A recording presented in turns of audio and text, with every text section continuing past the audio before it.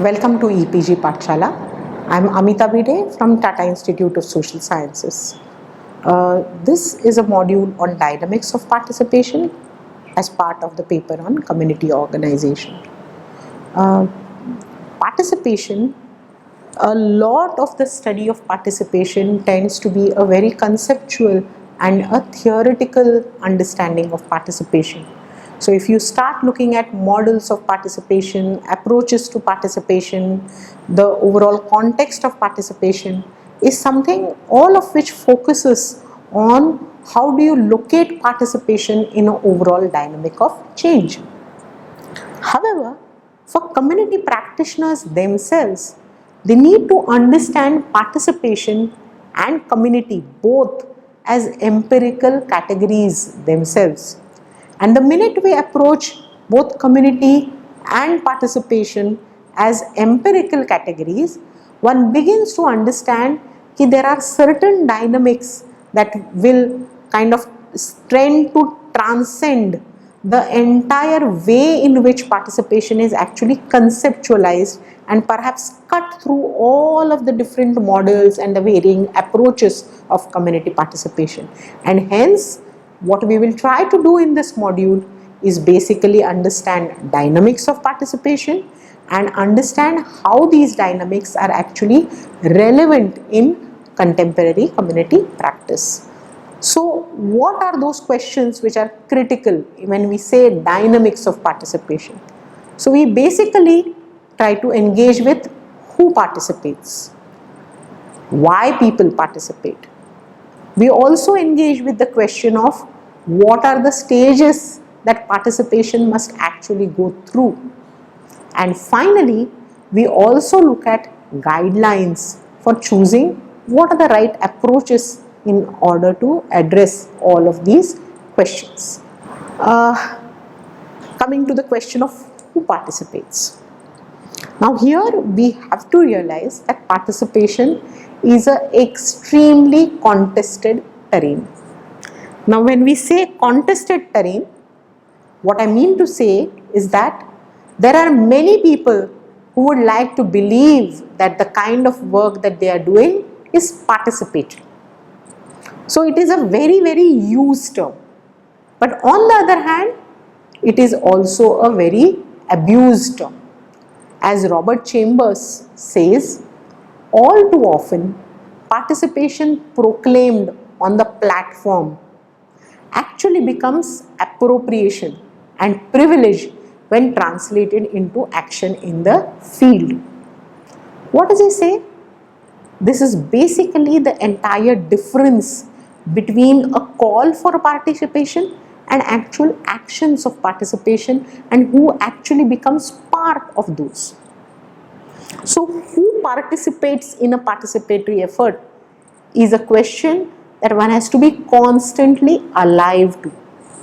Whether it is the landlords in the village, whether it is the privileged in the village, whether it is so-called representatives, but rather the people who have a strong base of resources in the village, or whether the methods of participation are also able to attract the most excluded in a village.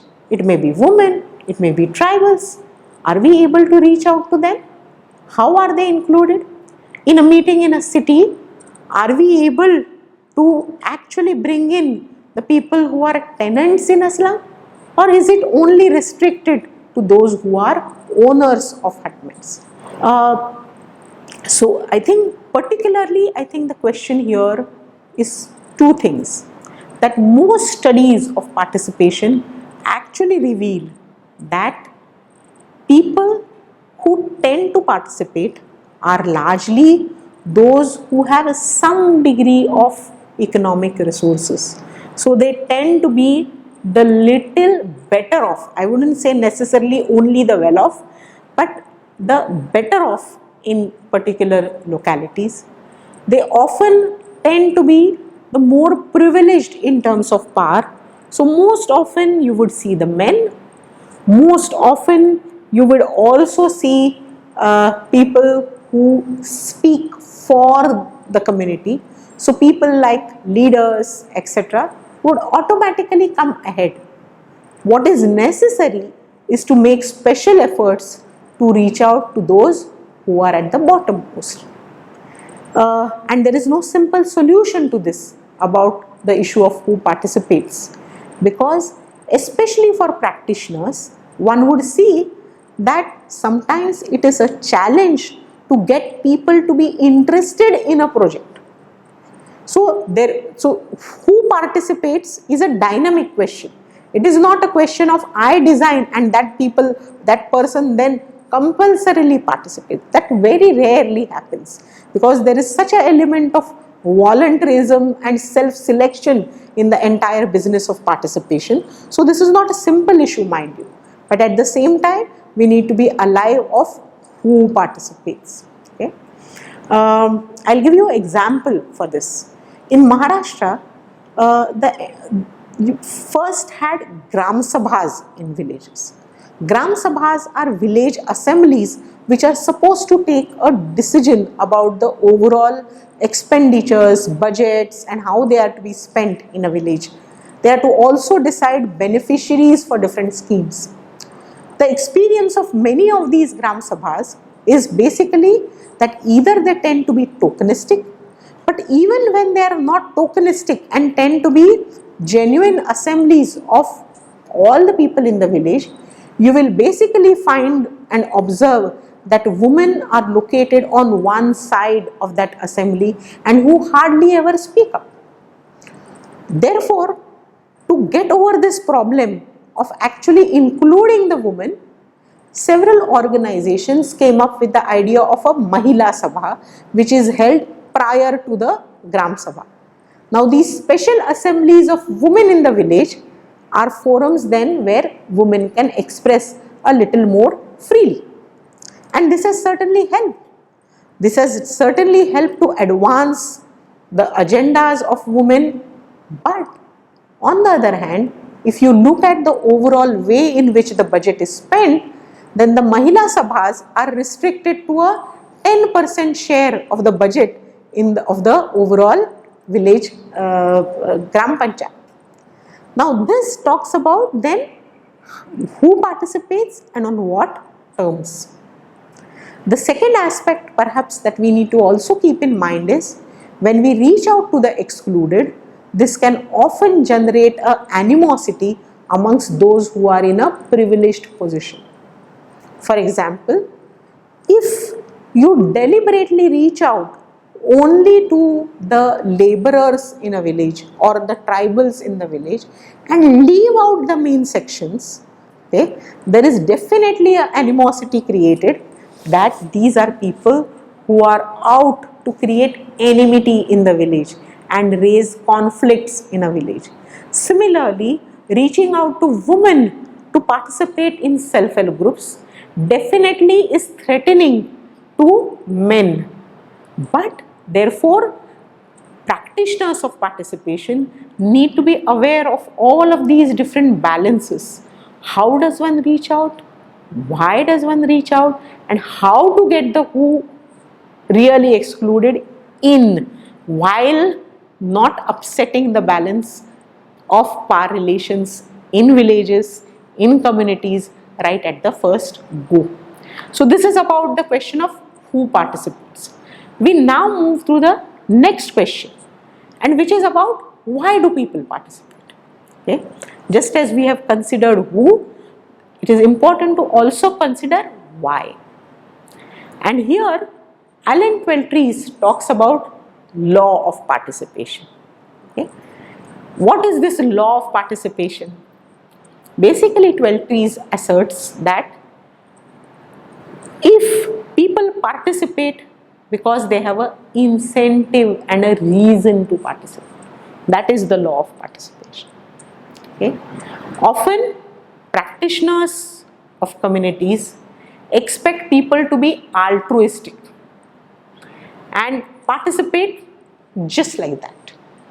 These kind of expectations of altruism are very likely to lead to frustration, because people are much more linked to their family, they are much more linked to the social groups than to actual community processes.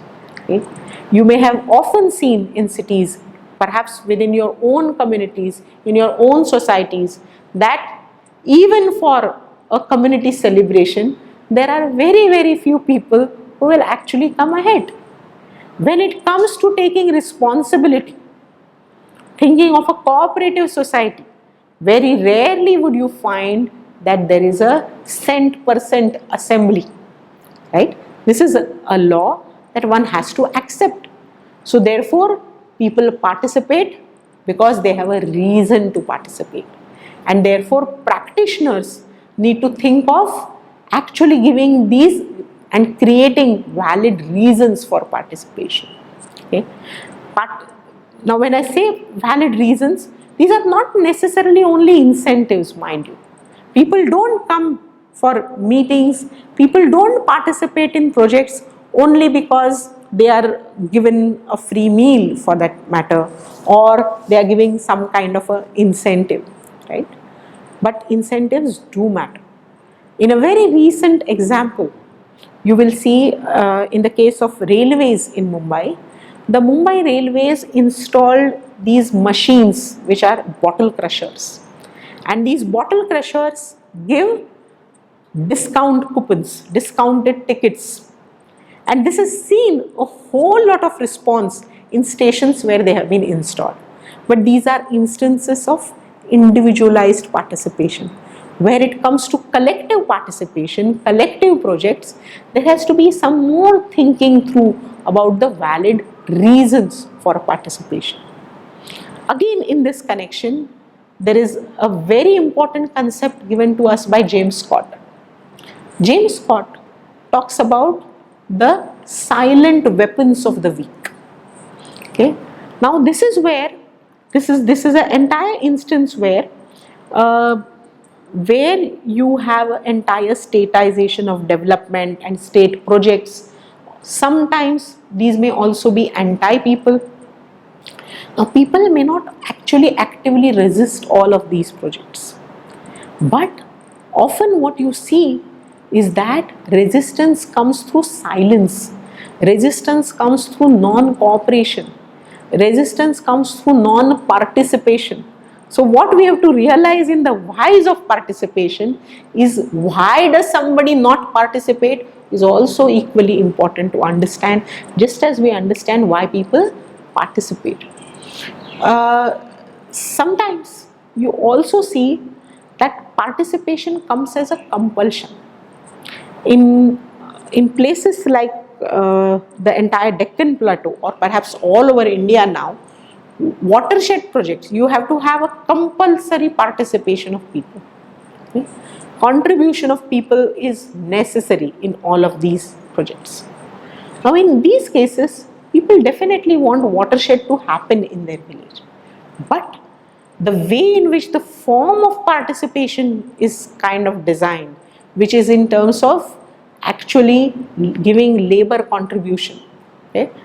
What many people end up doing, especially the privileged in the village, is that they would rather pay for things rather than giving their labor contribution.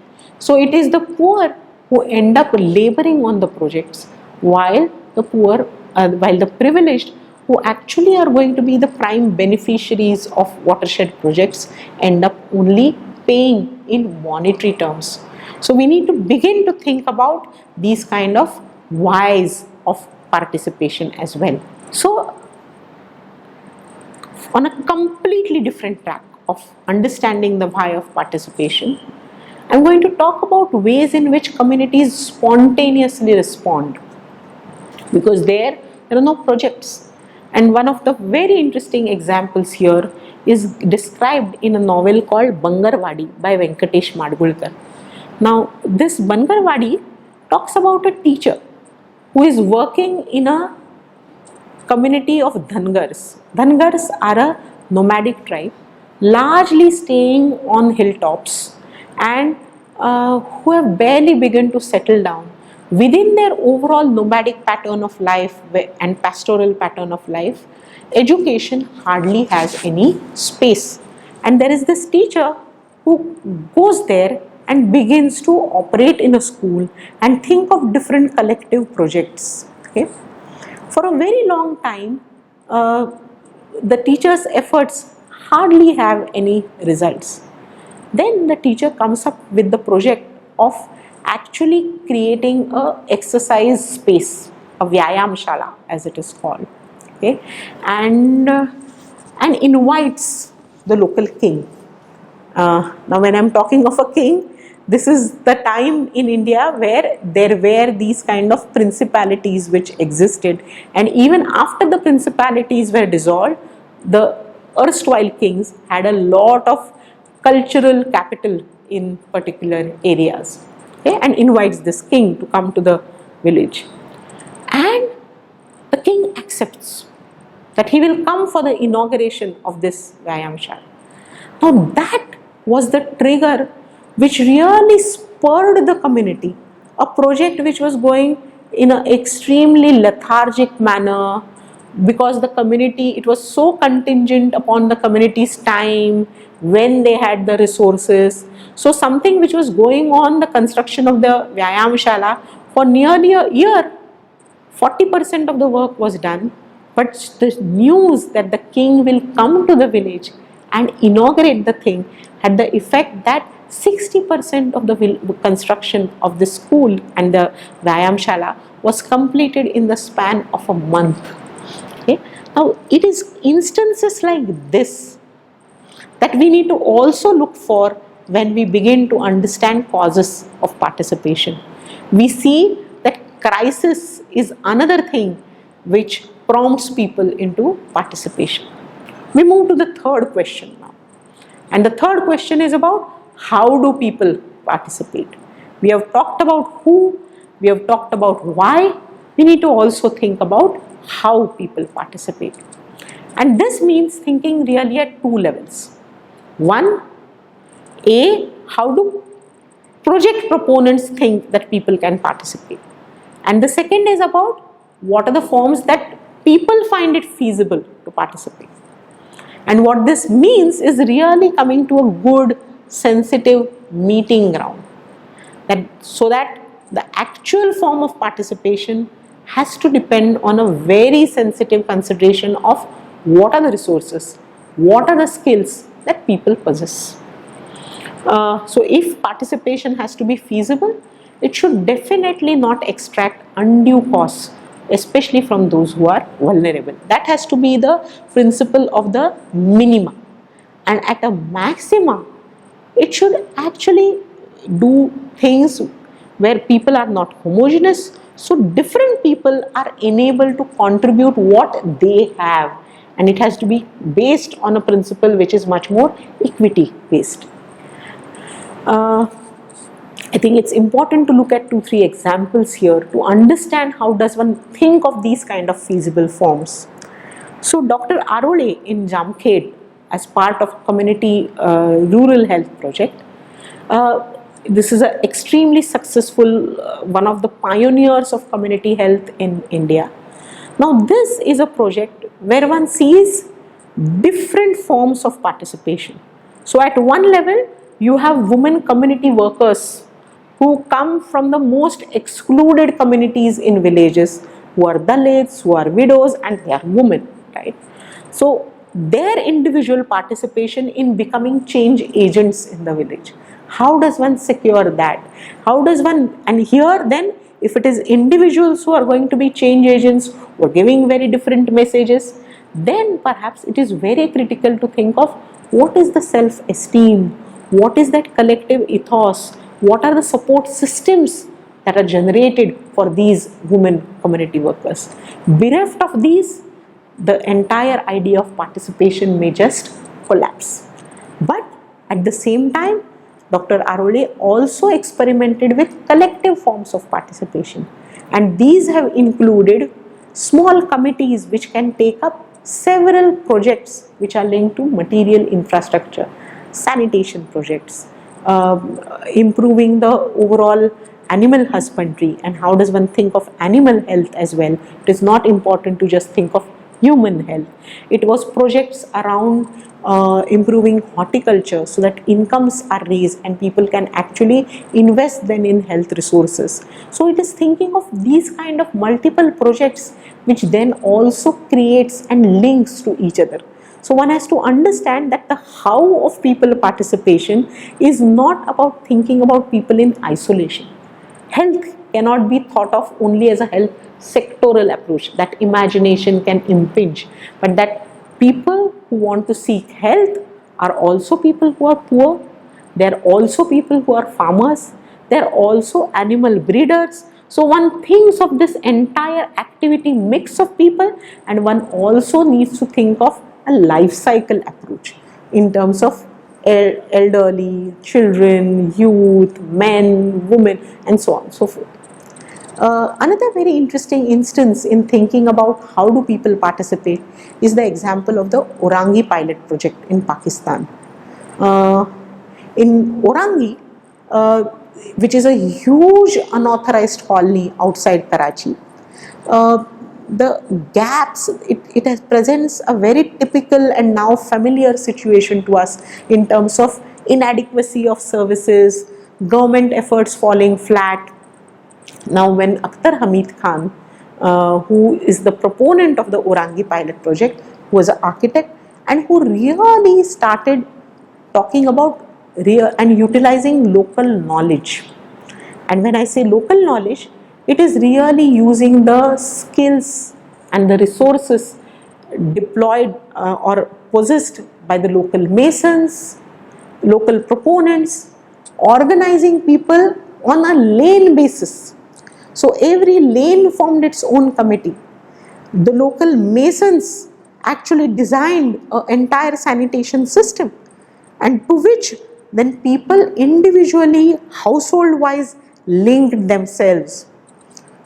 Now this is very, very different as opposed to the approach of most municipalities, which try to approach this and take experts and engineers who would then say that no sanitation system, no sewage system can basically be installed in this slum or this unauthorized colony because it has narrow lanes, it has winding lanes, the terrain is undulating, and so on and so forth.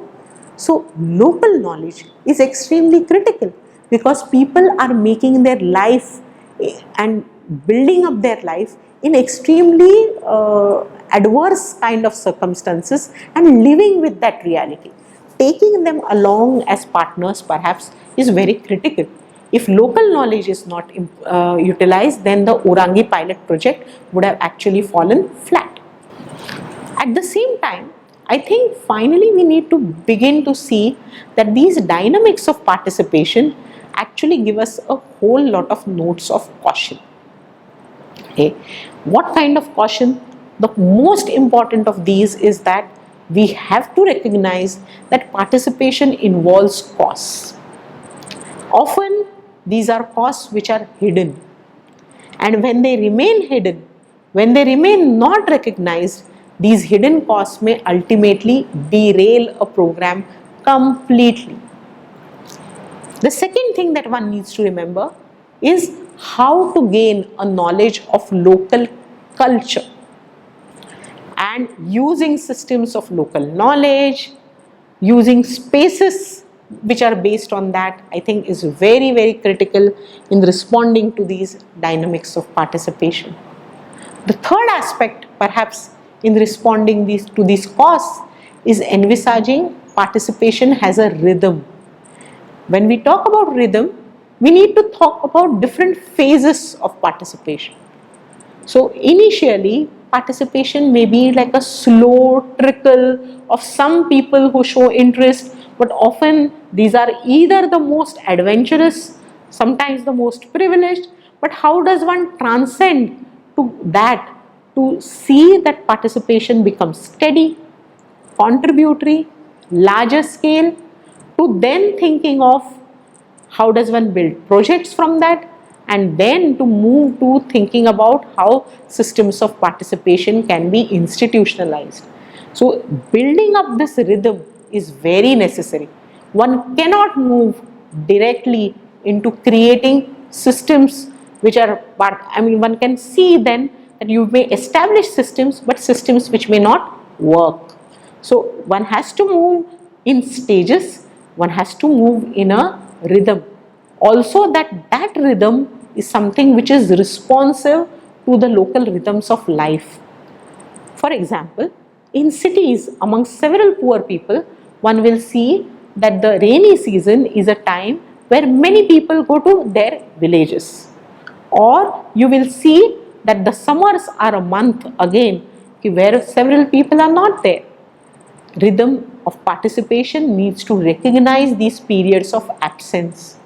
Similarly, in villages, we need to recognize the entire time of harvest, the entire time of ploughing.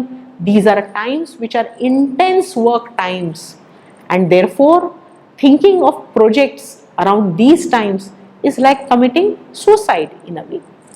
Finally, we can also need to realize that participation can actually be a tyranny, because through participation one can impose several forms, and in the name of participation actually impose several things on people.